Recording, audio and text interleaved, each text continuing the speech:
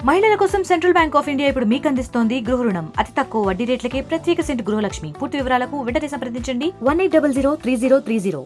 చంద్రబాబు నాయుడు గారి నాయకత్వంలో రాష్ట్రంలో అనేక సంక్షేమ పథకాల్ని చేపడుతూనే అభివృద్ధి కార్యక్రమాలను చేపడుతూ కేంద్రం నుంచి కూడా పెద్ద స్థాయిలో అమరావతి కావచ్చు, పోలవరం కావచ్చు, మెట్రో రైళ్లు కావచ్చు, లేదా వెనుకబడిన జిల్లాలకు కావచ్చు నిధులు తీసుకొస్తూ అహర్నిశలు రాష్ట్ర అభివృద్ధి కోసం గౌరవ ముఖ్యమంత్రి గారు, ఉప ముఖ్యమంత్రి గారు అయిన పవన్ కళ్యాణ్ గారు కృషి చేస్తుంటే ఒక బాధ్యత రాహిత్యమైన ప్రతిపక్ష పార్టీ వాళ్ళ రాష్ట్రంలో ఉంది.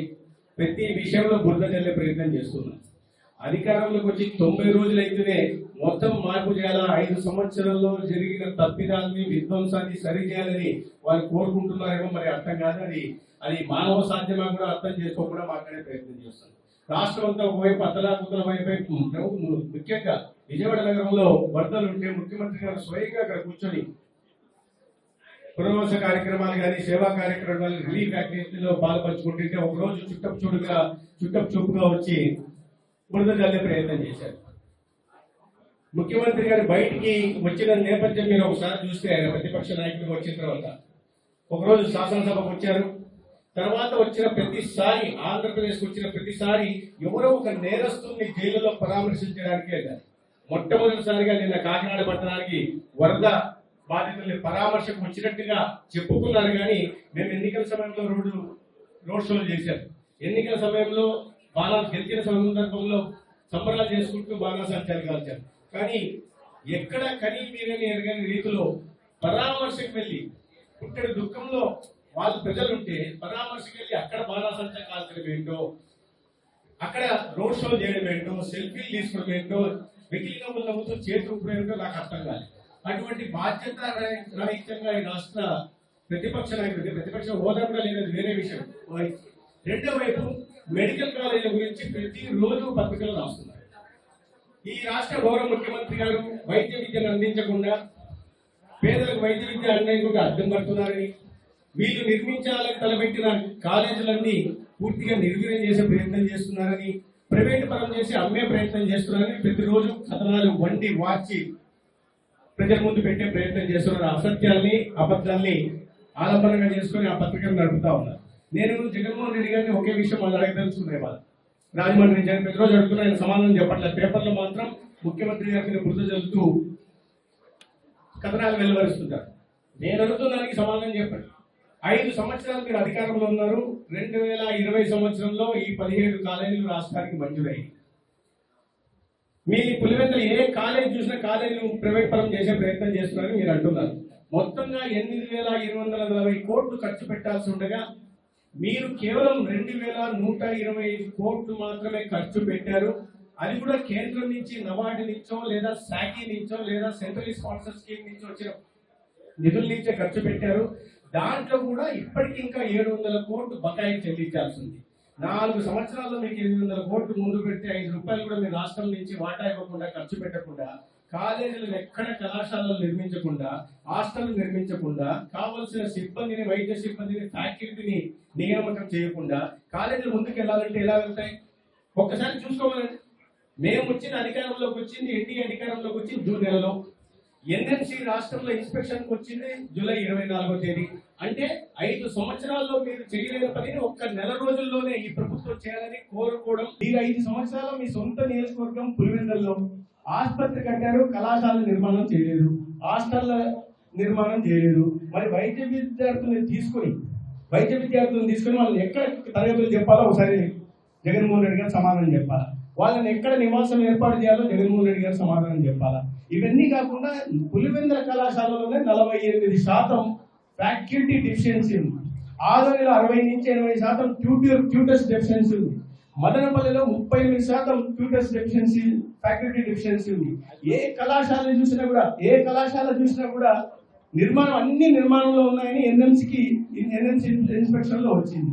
అటువంటి సందర్భంలో విద్యార్థులను తీసుకుని ఈ విద్యా సంవత్సరంలో బోధన మొదలుపెట్టి విద్యార్థులకి ఏ రకమైన నాణ్య విద్యను అందించాలా, వాళ్ళ భవిష్యత్తుతో ఆడుకోవాలా, లేదా 1 సంవత్సరం ఆగి నాణ్యమైన విద్యను అందించాలా. 5 సంవత్సరాలు మీరు ఏమీ చేయకుండా ఈ 2 నెలల్లోనే మొత్తం మార్చి అరచేతిలో వైకుంఠం చూపించేసి మీరు అన్ని ఏదైనా ఉందా అద్భుత దీపం ఉందా మార్చేయడానికి? ప్రతిరోజు బుద్ధ చదివే ప్రయత్నం చేస్తారు. ప్రజలకు అసత్య పెడతారు. ఎంతమంది ఆ పేపర్ చదివి నమ్ముతారో నమ్మరో కానీ వాస్తవాలు ముందు పెట్టాల్సిన అవసరం ఉంది. అంతెందుకు రాజమండ్రిలో కూడా special assistance for capital investment కింద కేంద్రం నిధులు ఇచ్చింది, రుణం ఇచ్చింది. దాని నిధులతో ఇక్కడ నిర్మించారు. ఇవాళ మీరు వెళ్దాం, మీ పత్రికా మిత్రులందరూ నేను కోరుతున్నా, ఒక్కసారి వైద్య కళాశాలకు వెళ్దాం. ఏ రకమైన నిర్మాణం ఉందో అక్కడ చూద్దాం. ఎంత మేరకు భవనాలు పూర్తయ్యాయో చూద్దాం. ఎంత మేరకు ఫ్యాకల్టీ ఉందో చూద్దాం. ఏ రకమైన వైద్య విద్య, ఏమన్నా బిఏనా బీకామా వైద్య విద్య అందించాలంటే దానికి కొన్ని నాణ్యతలు ఉన్నాయి, దానికి కొన్ని ప్రమాణాలు ఉంటాయి. ఆ ప్రమాణాల మేరకే వాళ్ళకి వైద్య విద్యను అందించాల్సింది. లేకుంటే ప్రజల ప్రాణాలతో చెరగాటం ఆడాల్సింది.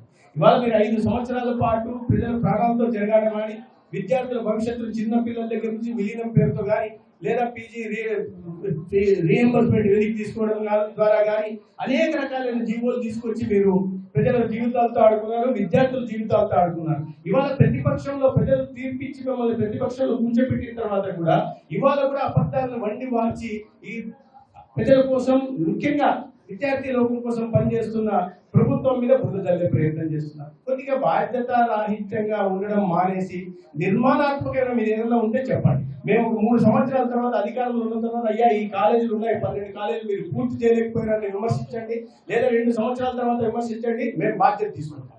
ఇప్పుడు వచ్చి 2 నెలల లోపలే మీరు 5 సంవత్సరాల్లో పూర్తి చేయలేని పనిని 2 నెలల్లో పూర్తి చేయమని అడగడం ఎంతవరకు సాధ్యమో ఒకసారి ఆలోచించాల్సింది. ప్రజలు గమనించాల్సింది, ముఖ్యంగా వైద్య విద్య కోసం ప్రయత్నం చేస్తున్న విద్యార్థులు వీటిని అన్నింటినీ గమనించాల్సిన అవసరం ఉంది.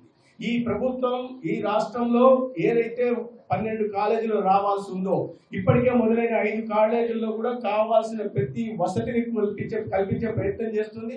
మిగిలిన 12 కళాశాలల్ని 12 పులివెందుల, ఆదోని, మార్కాపురం, మదనపల్లి, ఇతర ప్రాంతాల్లో పార్వతీపురం, పాడేరు, ఇతరత్ర పిడుగురాళ్ళ అన్ని చోట్ల కూడా రాబోయే విద్యా సంవత్సరానికి వైద్య కళాశాలను పూర్తి చేసి ఒక నాణ్యమైన మెరుగైన విద్యను పేద విద్యార్థులకు అందించే పని ఈ రాష్ట్రంలో గౌరవ ముఖ్యమంత్రి చంద్రబాబు నాయుడు గారి నాయకత్వంలో ఎన్డీఏ ప్రభుత్వం చేసి చూపెడుతుంది. ఆనాడు ఇవాళ అబద్ధాలు ప్రచారం చేస్తున్న వాళ్ళు నోరు మూయించే పని ఆ రోజు చేస్తాం. అయితే అప్పటిదాకా ప్రజలు, ముఖ్యంగా విద్యార్థులు వీటిని గమనించాల్సిందిగా కోరుతున్నాను. ఇది ఒక ప్రైవేటు కార్యక్రమానికి వచ్చి ఒక మంచి లక్ష్యంతో ఒక ఆసుపత్రి ఇవాళ ప్రారంభం చేస్తున్న సందర్భంగా వచ్చి రాజకీయ విమర్శలు చేయాల్సిన అవసరం లేదు, వారికి అభినందనలు తెలియజేసి వెళ్లాల్సిన పరిస్థితి. అయినప్పటికీ కూడా ప్రతిరోజు ఇటువంటి అబద్ధాలను వండి వారుస్తున్న నేపథ్యంలో కొన్ని విషయాల్ని ప్రజల ముందు పెట్టే ప్రయత్నం చేస్తాం. ఏదైనప్పటికీ కూడా ఇవాళ రాజమండ్రిలో ఇటువంటి అధునాతన ఆసుపత్రిని ఆ బకాయిలు ఎవరు పెట్టారు? ఇది ఎలా ఉందంటే అప్పు వాళ్ళు చేసిపోయి మీరు తీర్చలేని మా మీద మళ్ళా నిందలేస్తున్నారు. మీరు ఒకసారి చూస్తే 2500 కోట్లు ఆరోగ్యశ్రీ ఇప్పుడు ఎన్టీఆర్ వైద్య సేవ కింద అప్పు ఉంది. ఎప్పుడు మేము వచ్చే నాటికి ఉంది. వాళ్ళు ఆశా హాస్పిటల్ అందరూ ప్రైవేట్ ఆసుపత్రి వాళ్ళు నోటీస్ ఇస్తే నేను వాళ్ళని పిలిచి మాట్లాడడం జరిగింది. ఆ సందర్భంగా నేను వాళ్ళని 3 విషయాలు అడిగాను. మీరు పోయిన ఆర్థిక సంవత్సరంలో 13 సార్లు నోటీసులు ఇచ్చారు, అవునా కాదా అని అడిగారు. వాళ్ళందరూ అవునన్నారు. మీకు ఆ నోటీస్ ఇచ్చిన తర్వాత మీకు వెంటనే నిధులు విడుదల చేశారా అంటే లేదన్నారు. రెండో విషయం, ఈ సీనియర్ అధికారులు వచ్చి మీతో ఏనాడైనా కలిసి కూర్చున్నారా అన్నారు, లేదన్నారు. మూడో విషయం నేను అడిగింది పొలిటికల్ లీడర్షిప్, ఆ మంత్రి కానీ ఇతర నాయకులు కానీ సకల శాఖ మంత్రులు కూడా ఉండేవాళ్ళు ఆ రోజుల్లో, వాళ్ళలో ఏనాడైనా 5 సంవత్సరాల్లో మీరు కలిశారా అని అడిగాను, లేదు అన్నారు. నాలుగోది ముఖ్యంగా అడిగిన ప్రశ్న ఏంటంటే ఒక 2 నెలల సమయంలో ఈ 5 సంవత్సరాల్లో ఏనాడైనా 652 కోట్లు విడుదల చేశారా అని అడిగాను, లేదు మొదటిసారి అన్నారు. దీన్ని బట్టి మీరు అర్థం చేసుకోవాలి పరిస్థితి ఏ రకంగా ఉందో. 2500 కోట్ల అప్పు వాళ్ళకి పెట్టిపోయి మీరు ఎందుకు కట్టట్లేదంటే ఏం చెప్పాలి, ఏ రకమైన వితండవాదం చేస్తున్నారో అర్థం చేసుకోవాలి. జగన్మోహన్ రెడ్డి గారి ప్రభుత్వానికి 2000 రూపాయల పెన్షన్ 3000 చేయడానికి 5 సంవత్సరాల కాలం పట్టింది. సంవత్సరానికి 250 రూపాయలు చెప్పి పెంచగలిగారు వాళ్ళు. ఈ ప్రభుత్వం, కూటమి ప్రభుత్వం ఏదైతే ఎన్నికల్లో ఇచ్చినటువంటి హామీ ఉందో ఆ హామీ మేరకు వచ్చిన వెంటనే 15 రోజుల్లోనే 3000 రూపాయలని 4000 రూపాయలు చేసి లక్షలాది మందికి అందించినటువంటి నేపథ్యం. అందులో కూడా మరింత సాహసోపేతమైన నిర్ణయం ఏంటంటే ఏప్రిల్ నెలలో ఇవాళ ముఖ్యమంత్రి గారు ఆ రోజు ఊరు వాడ తిరుగుతూ చెప్పారు, మేము ఏప్రిల్ నెలలో అనౌన్స్ చేస్తున్నాం కనుక జూలైలో అధికారంలోకి వచ్చిన వెంటనే ఈ 1000 రూపాయల గ్యాప్ ఏదైతే ఉందో ఆ 3,000 4,000 కలిపి 7,000 రూపాయలు జూలైలో ఇస్తామని చెప్పి దాన్ని అక్షరాల పాటించినటువంటి ధీరోదాత్తుడైనటువంటి ముఖ్యమంత్రి శ్రీ చంద్రబాబు నాయుడు గారు అనేటువంటి మాటని ఈ సందర్భంగా మనవి చేస్తున్నాను. ఆయనతో పాటు పేదవాడి కంట కన్నీరు తుడవడానికే రాజకీయాల్లోకి వచ్చినటువంటి పవన్ కళ్యాణ్ గారు, ఇద్దరు కలిసి వీరిద్దరికి పైన నరేంద్ర మోడీ గారు, ఇలా ఒక అద్భుతమైనటువంటి కలయికతోటి రాష్ట్రానికి మంచి చేయడం. వారు వైద్యపరమైనటువంటి అంశాలన్నీ చెప్పారు. దాంతోపాటు ముఖ్యమైనటువంటి అంశం చెప్తాను నేను. వారు అధికారంలో ఉన్నప్పుడు రైతులు ధాన్యం రైతు భరోసా కేంద్రాల్లో, ఇప్పుడు రైతు సేవా కేంద్రాలు అయినాయి. రైతు భరోసా కేంద్రాలకి వాళ్ళు రైతులు ఇచ్చినటువంటి ధాన్యానికి డబ్బుని వారి ఖాతాల్లోకి ఇవ్వాల్సింది 1,600 కోట్ల రూపాయలు ఈ రాష్ట్రంలో బకాయి ఉంటే అది ఆ ప్రభుత్వం తీర్చి వెళ్లాల్సిన బాధ్యత నుంచి వాళ్ళు పారిపోతే ఆ బాధ్యతని ప్రభుత్వం తీసుకుంది. డబ్బు లేకపోయినప్పటికీ కూడా, ఖజానాన్ని వాళ్ళు ఖాళీ చేసి వెళ్ళిపోయినప్పటికీ కూడా, డబ్బును అందిన కాడికి నొల్లేసుకున్నప్పటికీ కూడా, అన్ని రకాల జల్ జీవన్ మిషన్ లాంటి ప్రత్యేక కార్యక్రమాల తాలూకు నిధుల్ని దిగమీగేసిన తర్వాత కూడా ఆ బాధ్యతను మేము తీసుకుని ముఖ్యమంత్రి గారు, ఉప ముఖ్యమంత్రి గారు 1,600 కోట్ల రూపాయల బకాయిల్ని చెల్లించి రైతులను ఆదుకున్నటువంటి ప్రభుత్వం ఈ ప్రభుత్వం. ఇలాంటి ప్రభుత్వం మీద ఒక 2 నెలల కాలంలోనే 3 నెలల కాలంలోనే ఈ అవాకులు చవాకులు పేరటం అనేటువంటిది ఆ ప్రతిపక్ష నాయకుడికి కానీ ఆ పార్టీకి కానీ చెల్లదనేటువంటి మాట చెప్తున్నాం. మీరు చెల్లరనేటువంటి మాటతో మిమ్మల్ని ఇంటికి సాగనంపారు. ఇక మళ్ళీ మీరు తగుదనమా అనేటువంటి మాటలు మాట్లాడద్దు. ఈ ప్రభుత్వం కమిట్మెంట్తో ఉన్నటువంటి ప్రభుత్వం. అనుక్షణం కూడా దీనికి ప్రబలమైనటువంటి ఉదాహరణ మొన్న విజయవాడలో కని విని ఎరుగని రీతిలో వరదలు వస్తే అనుక్షణం అక్కడే కూర్చుని ముఖ్యమంత్రి గారు ఇంటికి కూడా వెళ్లకుండా కలెక్టరేట్లోనే ఉండి అనుక్షణం కూడా ప్రజల బాగోగుల గురించి చూసి వెంటనే రిలీఫ్ కార్యక్రమాలు చేయడం మాత్రమే కాకుండా పునరావాస కార్యక్రమాలను కూడా చేపట్టడం, వాళ్ళకి అన్నింటినీ అందించే కార్యక్రమాలు చేపట్టడం అనేది ఇక్కడ ఈ కూటమి ప్రభుత్వానికి ముఖ్యమంత్రి చంద్రబాబు నాయుడు గారికి మాత్రమే సాధ్యమైనటువంటి అంశంగా నేను మనవి చేస్తూ, మీకు కాలం చెల్లిపోయింది, మిమ్మల్ని ఇంటికి సాగనంపారు.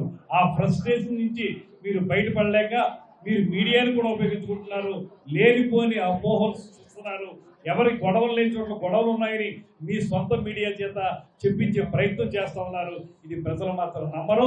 ఈ మీడియా వారు కూడా దీన్ని అర్థం చేసుకుని సరైన విధానంలో దాన్ని అర్థం చేసుకుని ముందుకెళ్లాల్సిందిగా కోరుకుంటూ సెలవు తీసుకుంటున్నారు.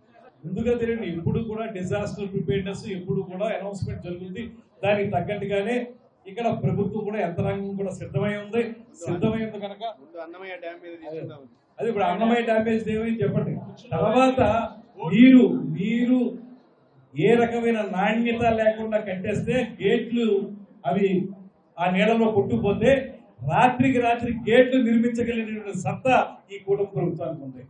తుంగభద్ర దీని విషయంలో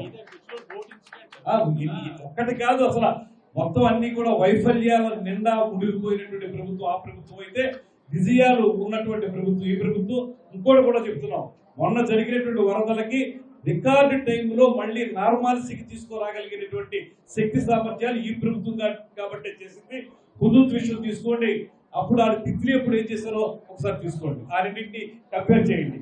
పక్కనే అంత పెద్ద తిత్లీ తుఫాన్ వస్తే ఆ పక్క నుంచి వెళ్తూ కూడా కనీసం పరామర్శించినటువంటి ముఖ్యమంత్రి ఆ రోజు ఉంటే, ఇంటికి వెళ్లకుండా అనుక్షణం కూడా ప్రజల మధ్య నిలబడినటువంటి ముఖ్యమంత్రి ఇవాళ ఉన్నారు. ఇది వాళ్ళు అర్థం చేసుకోవాలి. మరిన్ని వీడియోస్ కోసం ఛానల్ ని సబ్స్క్రైబ్ చేయండి. లేటెస్ట్ అప్డేట్స్ కోసం వాట్సాప్ ఛానల్ ని ఫాలో చేయండి. అండ్ లింక్ డిస్క్రిప్షన్ లో ఉంది.